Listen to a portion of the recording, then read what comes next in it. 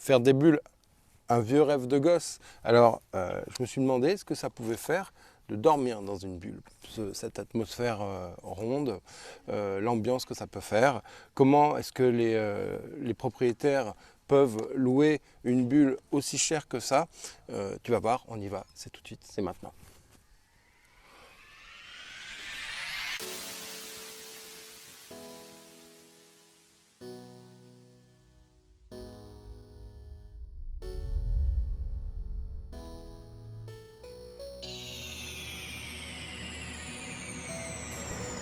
Alors je suis dans une bulle, il doit faire 8 degrés, c'est plein de condensation, on ne voit pas les étoiles. C'est une bulle immense qui fait peut-être 6 mètres de diamètre par 4 mètres sous plafond. L'idée est intéressante, mais on a cette soufflerie qui fait pas mal de bruit.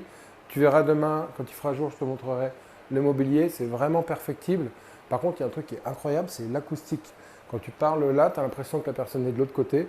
Le son, il va suivre, tu sais, comme au Palais de la Découverte, tu as deux paraboles, tu parles dans une parabole et tu es à 20 mètres et tu entends l'autre qui parle, même si tu chuchotes. Et là, ça fait une acoustique vraiment surprenante, ça c'est intéressant.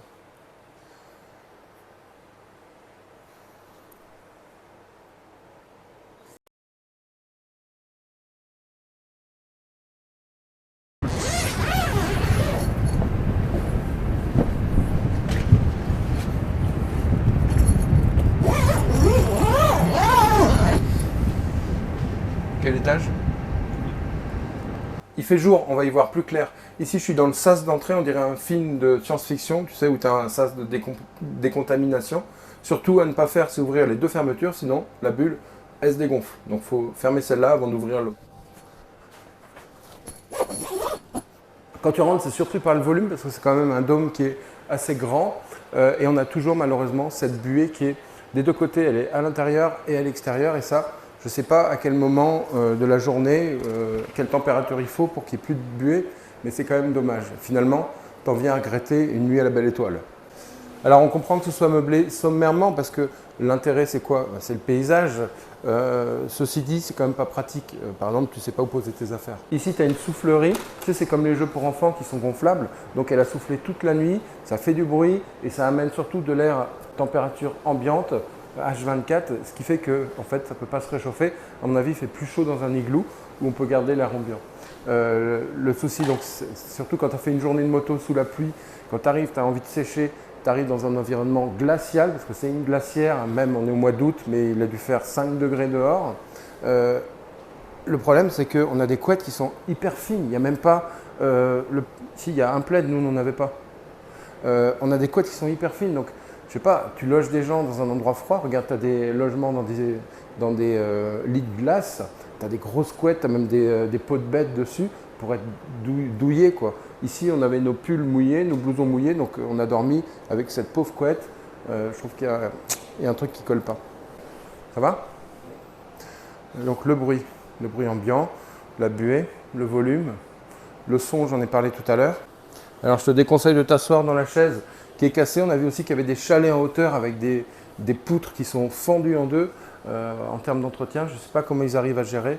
Là, tu vois, ça a été déchiré. J'ai l'impression que les gens sont un petit peu débordés par leur activité, c'est dommage.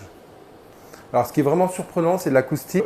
Claquement d'un bout de plastique, ça résonne, ça fait tout le tour, et puis surtout ça surprend, on a l'impression qu'il arrive à gauche, en fait il vient de droite, ça c'est assez rigolo. Et on a trouvé de la musique, écoute comment ça fait, je ne sais pas si toi ça va rendre, parce que tu n'as pas une audition à 360, mais c'est assez extraordinaire, vas-y.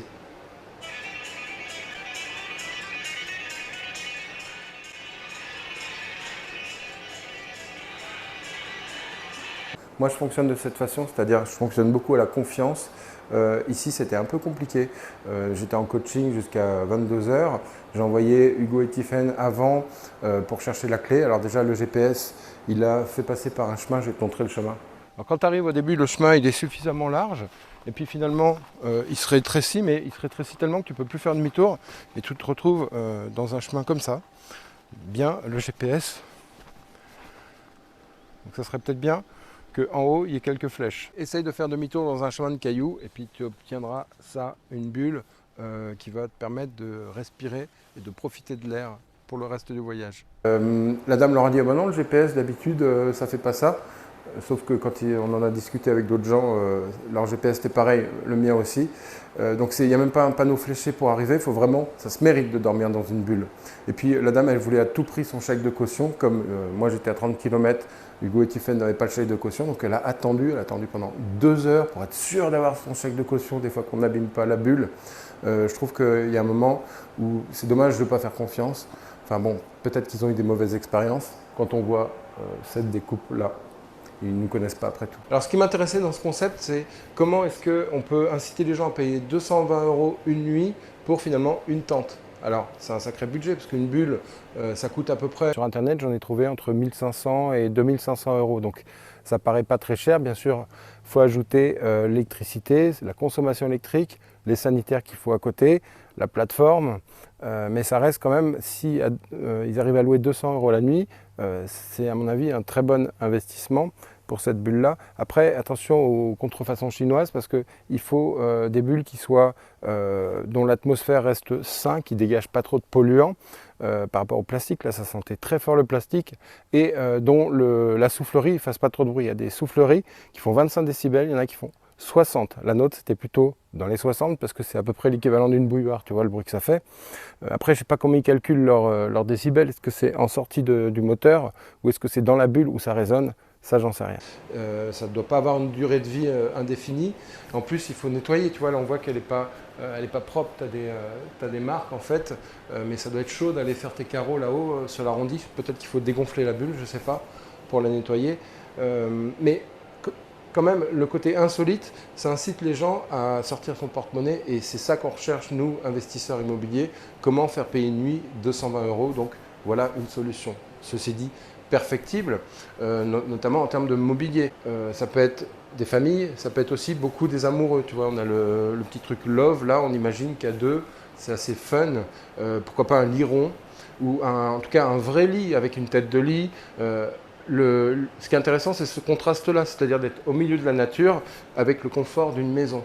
Donc un vrai lit avec une tête de lit, avec des lampes, parce que là on voyait que dalle avec cette petite lampe, je n'ai pas pu tourner hier. Donc 2 petites lampes qui pourraient être, puisqu'il y a un peu l'idée du camping, ça pourrait être des lampes comme des lanternes, tu vois. Pareil pour la petite table, une lanterne qui soit branchée et qui permette de raconter, d'ajouter à cette poésie, puisque c'est quand même magique. Ce ciel étoilé, même si on voyait que quelques étoiles. Par contre, ce matin, au lever du jour, regarde, tu vois, ça fait ça. Tu voyais les sapins se découper, et ça, c'était quand même assez magique. Lever du jour, évidemment, donc soleil, vers 10 h, il paraît que c'est l'horreur de faire les check-out pour les gens qui font le ménage dans ces bulles-là. Donc c'est vrai que tu subis vraiment les inconforts augmentés par rapport à si tu étais à la belle étoile. Finalement, l'avantage, c'est de te protéger de la pluie. Donc la bulle, pour moi, parfaite, ce serait une bulle qu'on puisse ouvrir et refermer en cas de pluie. Dans ce sas-là, on pourrait imaginer un porte-manteau sur un des deux côtés avec par exemple deux arrondis métalliques et une tringle et puis on puisse pendre une dizaine de manteaux. Ce serait quand même pratique de pouvoir poser ses affaires à l'entrée et même un petit truc pour mettre ses chaussures. Donc un vrai lit, ça veut dire un lit avec une tête de lit, avec plein de coussins, où on a envie de se vautrer un matelas confortable, un lit à hauteur. Pourquoi est-ce qu'on est à ras le sol? J'en sais rien. Un lit avec peut-être une peau de bête ou une peau de bête synthétique pour les puristes. On pourrait imaginer par exemple un gazon synthétique, pourquoi pas gris pour pas faire faux, mais moelleux, tu sais, où on marche et qu'on ait une onctuosité. Ou peut-être quelque chose de plus naturel en jonc de mer. Alors après, il faut voir avec l'humidité, parce que tu vois, par exemple, cette commode-là, elle n'a pas aimé l'humidité. Donc il faut aussi choisir des choses qui soient résistantes à l'humidité. C'est pour ça que multiplier les coussins, multiplier les couettes, ça doit être aussi du boulot au niveau de la blanchisserie après, parce que je pense que le moisi doit être hyper actif dans cette bulle. Alors quand tu arrives, tu es obligé de passer par ce petit chemin, mais alors attention au chien parce qu'il a une chaîne qui est assez longue et il te saute dessus, c'est la chaîne qui l'arrête. Apparemment il a été battu par des randonneurs, donc il a un caractère un petit peu soupe au lait. Il n'y a aucun panneau, il n'y a rien. Je pense qu'il risque d'avoir...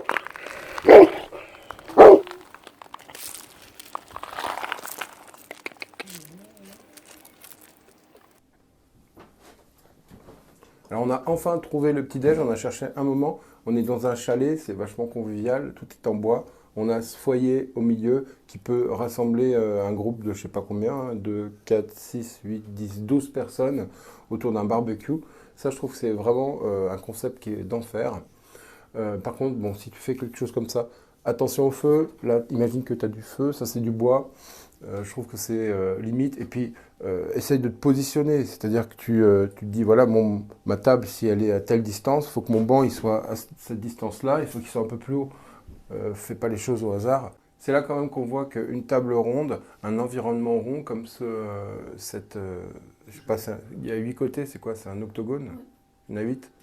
Un octogone, c'est quelque chose qui est bien plus convivial qu'une table carrée.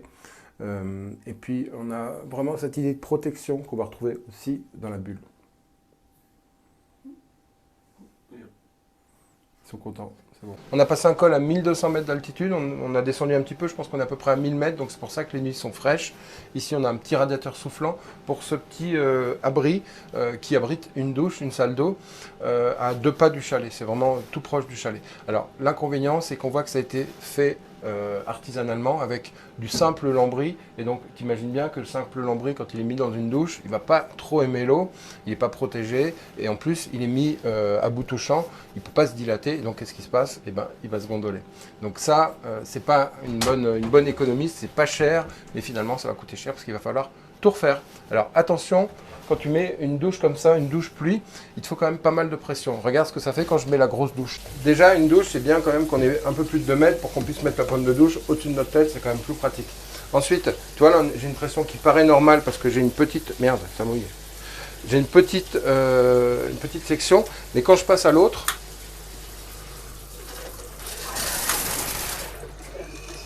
Celle-là... je ne suis pas mouillé.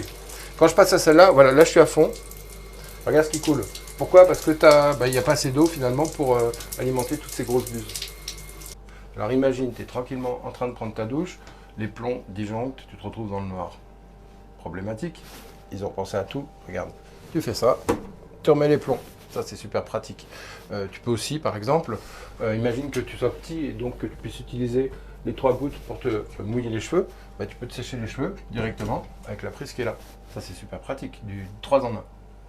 Bon, pour ceux qui ne l'auraient pas compris, évidemment c'est pratique mais c'est un tout petit peu dangereux. Donc regarde bien les distances des points électriques par rapport aux points d'eau.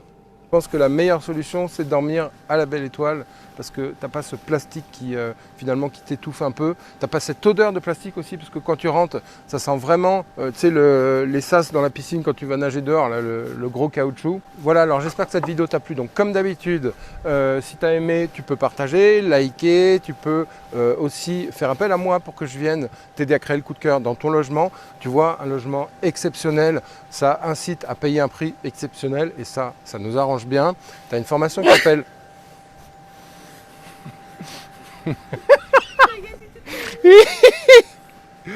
à tes souhaits. Tu as une formation qui s'appelle Déco-Rendement en bas dans la description. Et puis, je te dis à bientôt. Merci d'avoir regardé la vidéo. À bientôt. Ciao.